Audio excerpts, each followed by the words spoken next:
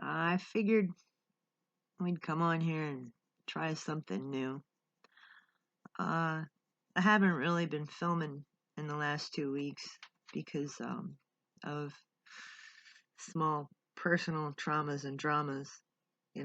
It's mostly just like homeowner related crap, like repair issues. My bathroom is basically falling apart, and that causes a little bit of stress that I don't want to deal with, and can't, I can't make funny videos while I'm thinking about how much my tub leaks. My faucet is leaking, not the tub itself, mercifully. And the reason that I'm not showing my face on camera at the moment is because around about 8 or 9 days ago, I had a series of mishaps that ended up with me catching a really, really nice shiner, on my right eye. It's mighty puffy, even still. It's mighty puffy and kind of dark, and there's a big cut on the side. Because the cats were fighting under the bed at like 4 o'clock in the morning, and I shot up out of bed, bashed my head on the top of the bunk, fell out of the bed, and then hit myself in the eye on the floor on the way down. I don't know. I was still half asleep. And after it happened, I sat on the floor for a little while and then went back to sleep. I didn't really realize that I hurt myself that bad until like later in the afternoon the next day, when I was like, damn, my eye is puffy and hurts a little bit. And I was like, oh, fuck, look what I did. And so, like, yeah, we're not on camera today, and we haven't been on camera in a while. Um, it's not a pleasant thing to look at, and I really don't feel like hearing crap from people. So, anyway, yeah. I'm trying to, keep a positive atmosphere in this video today here. I'm gonna edit the shit out of, and there's probably gonna be jump cuts. But like I've had a pretty rough couple of weeks, and pretty stressful. But I'm alive, yay, and we're relatively healthy today, so that's a bonus. Yeah, that's always a nice thing to experience.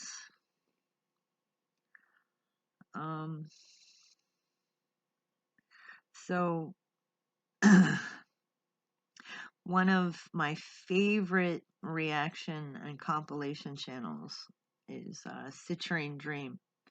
And at the moment, they are taking a break from the Amberverse for Lent, and their reason is really, really reasonable and compelling. And they have a great point about, we're all sitting there wasting our time watching this woman that we know is going to continuously fail over and over and over again. And by doing this, we're basically failing ourselves and wasting our own time, because she's never going to change, and we should be using the energy, and the mind power to do something better.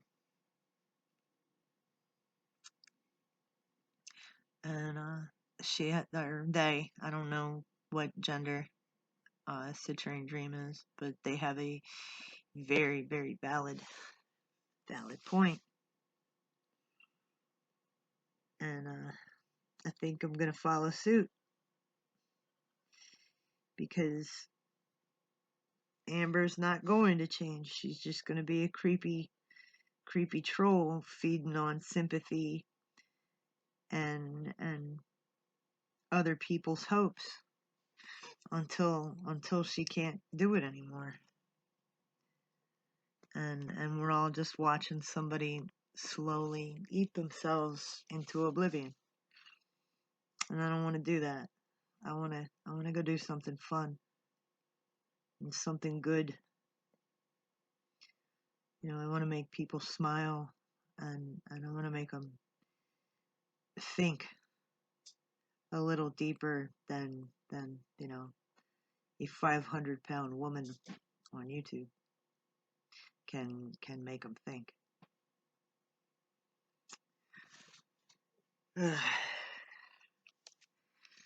So, all right. Speaking of wasting time, one of, and it's funny what I'm about to say. One of my biggest irritations is when people purposely waste my time. Like, especially in the shop. If you come into my store, and I have three chairs in the back of my shop. If you come into my store and then like you sit down and have a conversation with me, and it's fine to stay for like 20 minutes or so and have a seat and have a conversation with me. Most of the time people buy something when they do that.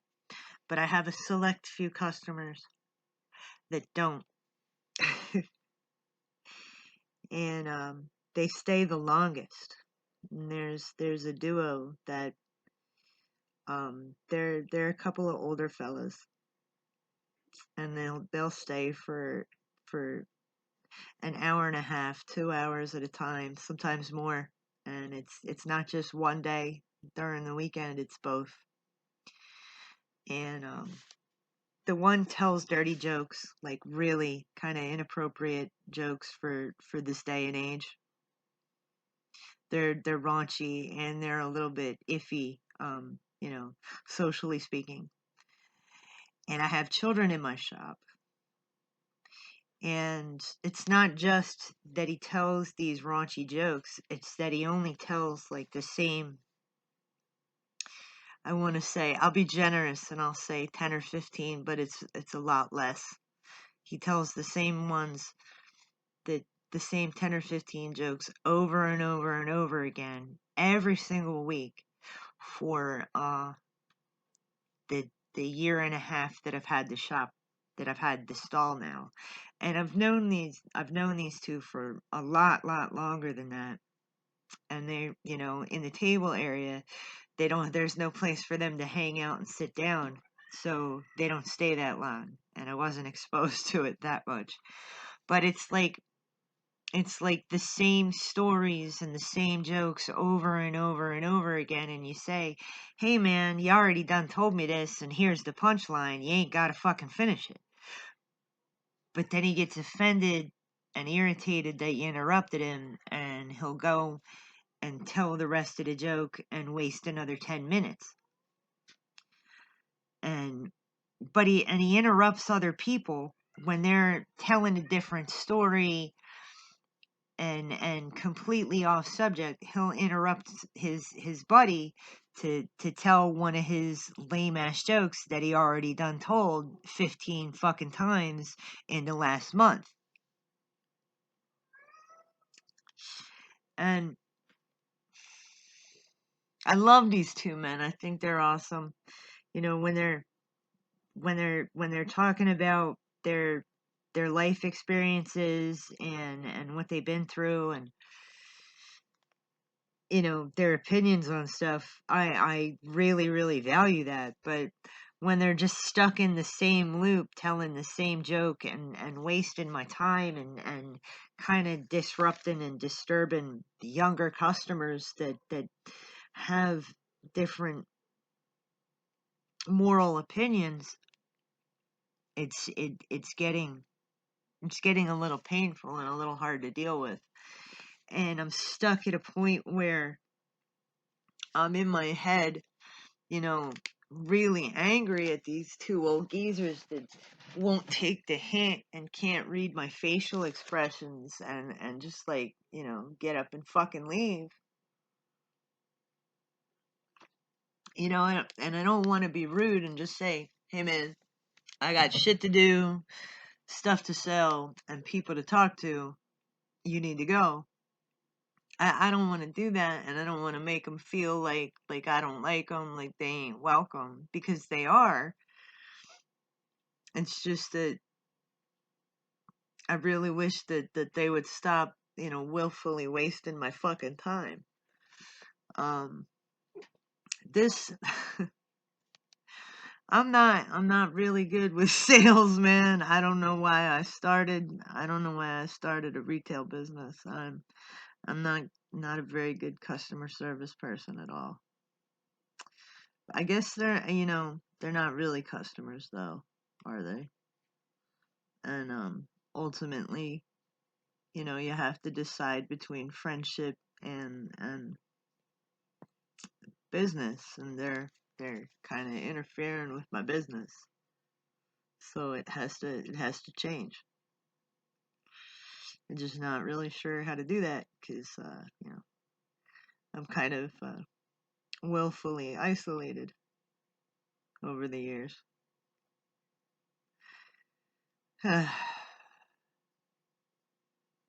Man.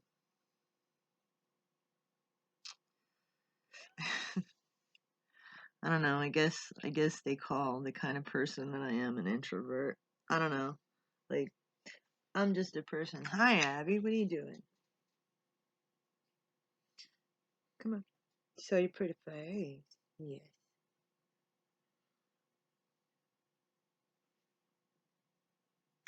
In my house, even if you're in the middle of a deep conversation, um, if a cat comes up to you, you stop and you pet it and you proclaim to anyone in the room who is listening how wonderful, glorious, and soft the particular cat is. And this is Abby, and she is very soft, and she is the queen, and a very nice girl. Sometimes, most of the time, a little bit, you know. She's good sometimes. Um, yes, and she needs attention.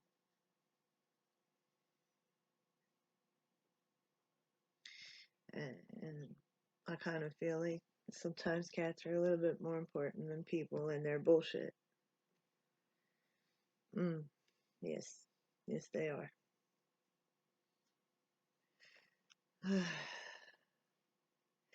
Man, okay, so I want to tell you about the stupid plumbing problem I have. I'm sorry about my camera being jiggly. I don't feel like setting up the tripod and the external camera, so I'm just using the laptop at a weird angle, as usual. Uh, so, my bathroom hot water faucet is leaking, and through a series of YouTube videos, I have decided that I do not want to pay $200 to a plumber to get it fixed, and that I could do it myself. And no, I can't. I can't. Well, I'm trying to. So Monday we had to go to Home Depot twice because I needed a device called a knob puller to get the knob off of the um the bathroom faucet. That was a cat hair wad, and it's okay that I put it on the floor because I'm the one that cleans. So anyway, I had to go get the knob puller, and I come home and I use it, and of course I broke the end of it off in the knob, but I got the knob, I got it off, but I broke the end of it off into the part that needed to come out and be replaced. It is called, I believe, a compression valve or compressor valve. I don't know. Anyway, That's the part that the knob screws onto that turns the hot water on and off. So broke that off in there. Had to go back to Home Depot, get a new tool, get the socket thing to unscrew the compressor valve doohickey mabob. I'm not gonna try and figure out the right name. We're just gonna call it a doohickey. So yeah, had to get the big giant socket set that was $21, and I only needed one of to get the thing out, and it took me half an hour to figure out how to get the busted part of the knob puller out of the valve, and I ended up using cooking spray as lubricant because it said it had silicone in it, and I was like, hey, it worked. um that happened, and the previous plumber caulked in something that is supposed to be able to unscrew and come out. So I took an hour to pull caulk out of the wall, and then I finally got the housing and the metal skirt off of the wall.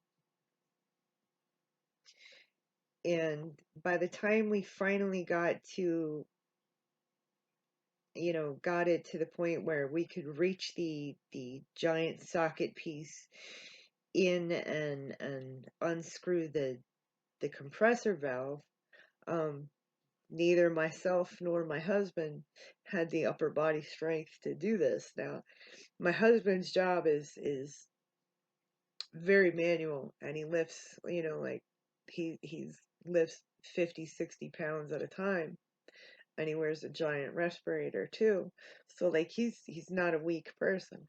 And he couldn't get this thing to budge. So I had to go over to the neighbor's house and like in tears talk to his wife and like, could you send John over and help? And like so he comes over and manhandles this thing and gets it off in a matter of seconds. I'm like, Jesus Christ, you're a beast. And he just shrugs and handles it for me. And we get it out and get a new little rubber washer thing on it. And that is not what fixes it. So a third trip to Home Depot must be done. And that was supposed to be today, which is Tuesday. And I didn't feel like dealing with it. So I went down into the basement and I turned the water off after filling a barrel in the bathtub and a couple of gallons, for the cats and stuff, and hand washing and toilet flushing. So that is the thing that is happening, and that is what I'm dealing with. And the moral of this story is do not buy a really, really, really old house unless you are fairly already well versed in home repair, because chances are you're going to be doing a hell of a lot of it. Um,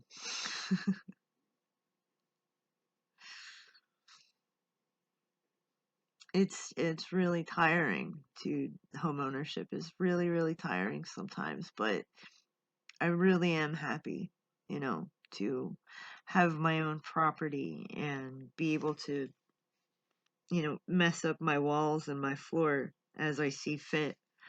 I can paint my walls whatever color and, you know, put terrible, ill thought out glow in the dark powder in the cracks in my hardwood if I feel like it. And I'm free to use my yard to grow my own food too. You can't do that when you rent. You're beholden to whoever actually owns the property. And that really sucks. And I lived like that for 16 years. And I'm really glad that I don't anymore, even though my bathtub leaks and my floors are crooked and none of my countertops are level. It's mine. and I earned it, and I'm happy.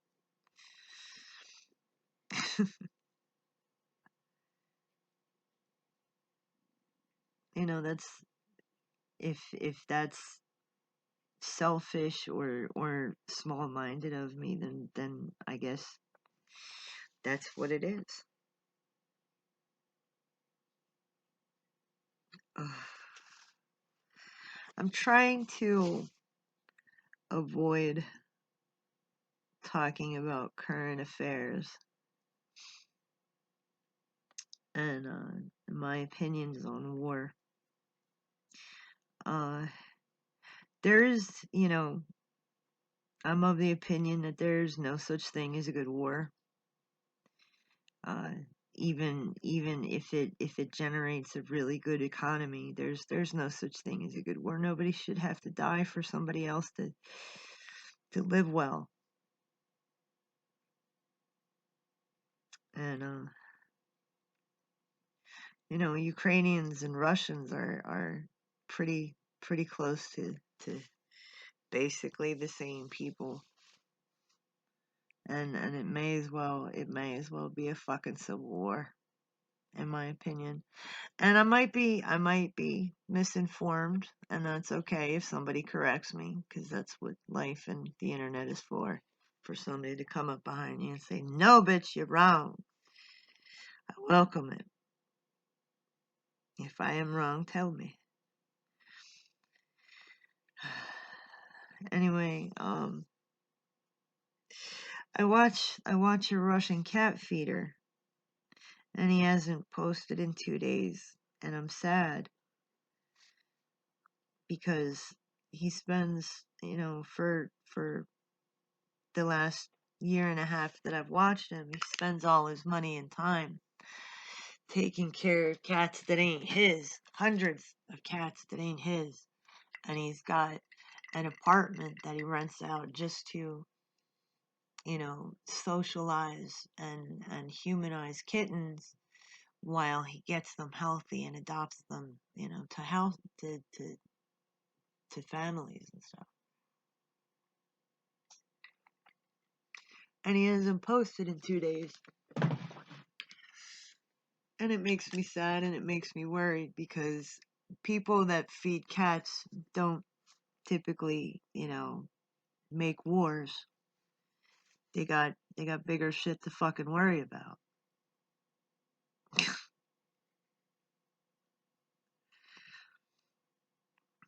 um I don't wanna take a side. I'm not going to. I and I think that you know I'm hearing a lot of things about news agencies using game footage as newsreel, and claiming it as factual footage of what is happening, and that freaks me out a little bit. I don't know if it's true. I don't want I don't want to go and go on Snoops and go fact check because I don't fucking trust that either. It just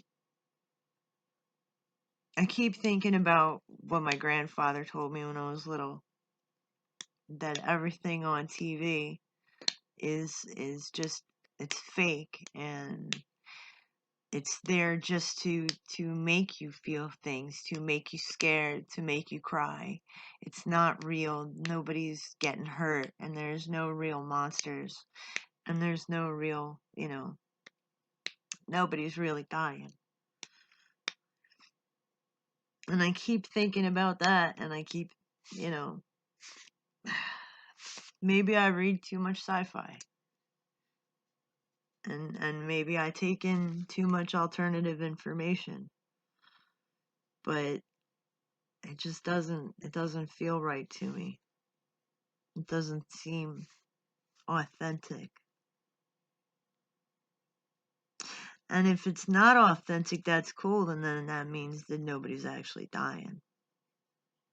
But, you know, then we have to like look at the fact that we actually do live in a simulated reality, in a manner of speaking.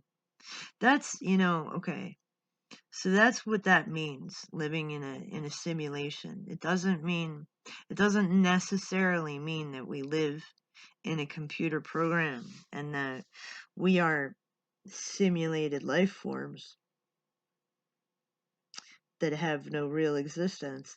It means that our reality is manufactured. It means that what we believe to be true, like our government is there to protect and serve, we believe that to be true, but the reality is that it's not so much that, you know. Um, and it's come out recently that the CDC has withheld information, and their reasoning for withholding the information is to prevent misinformation and misunderstanding. And that's silly to say that, and to think that that's a good thing to do, because you don't you don't withhold the information if you think people are going to misunderstand it. You lay the information out in a way that people are capable of comprehending. You don't have to always use big, giant clinical language to explain a concept. You can dumb it down and Homer Simpson that shit, and it's not that hard to speak like a fucking general human being.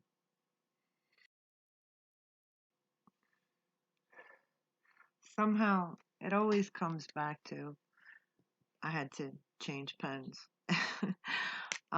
Somehow it always comes back to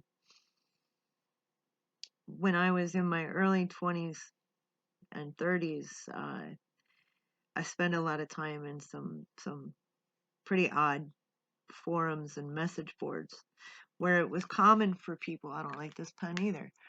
I found this one again.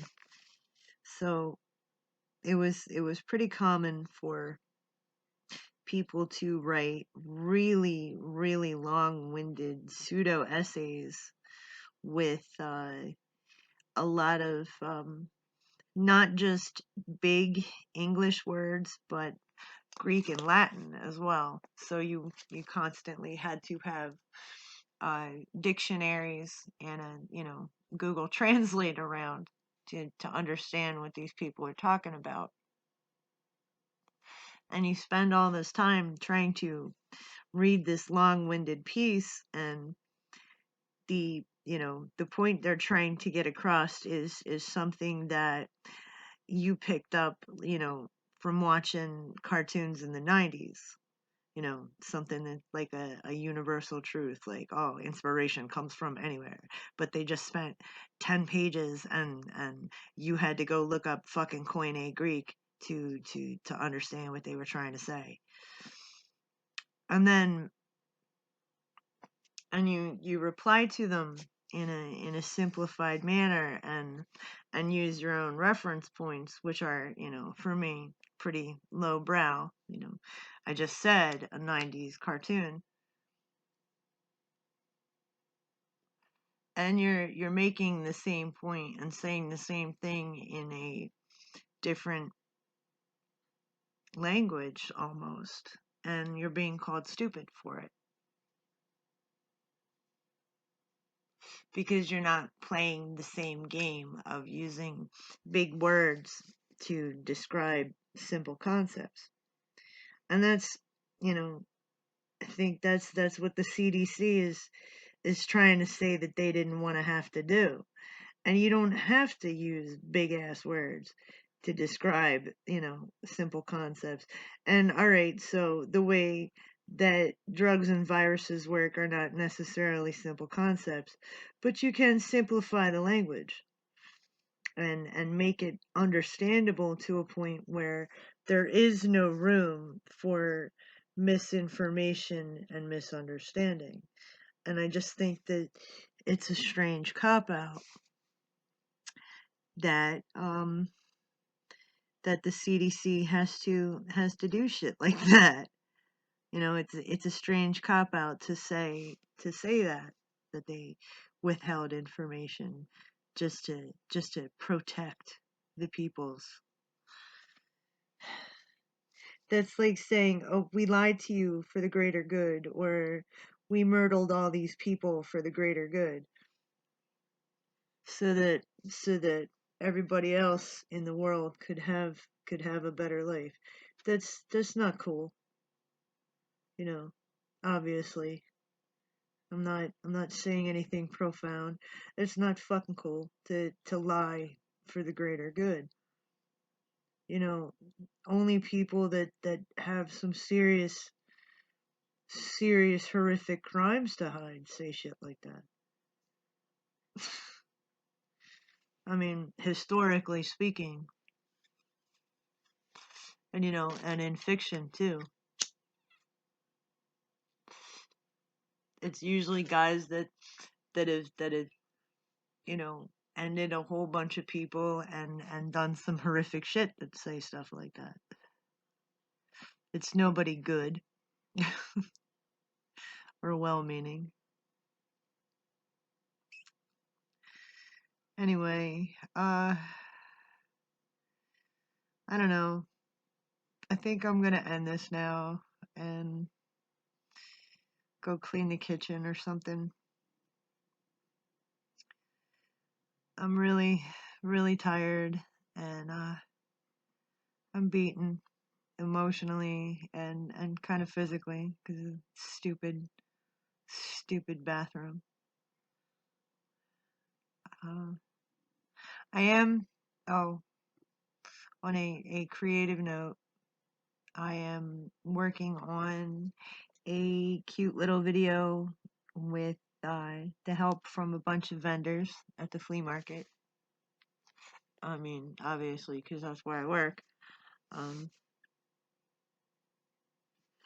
and we're gonna do something silly, and it'll be great. I'm pretty sure, because like you know, I have hopes. All right, so that's it. I love you guys. Be kind to yourselves and each other, and feed cats. Don't make war. Bye.